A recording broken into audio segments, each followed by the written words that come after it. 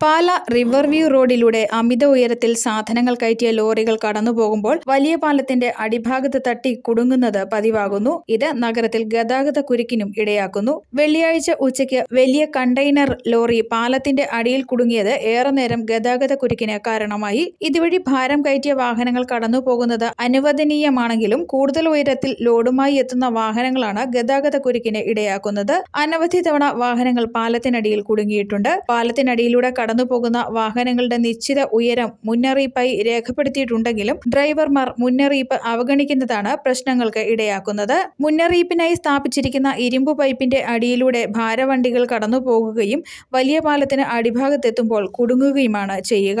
പാലത്തിനടിയിലൂടെ കടന്നുപോകാൻ സാധിക്കാതെ ഭാരവാഹനങ്ങൾ തിരിച്ചു പോകാൻ ശ്രമിക്കുമ്പോഴും ഗതാഗതക്കുരുക്ക് ഉണ്ടാകുന്നു. വലിയ വാഹനങ്ങൾ ഇവിടെ തിരിക്കാൻ സൗകര്യക്കുറവും ഉണ്ട്.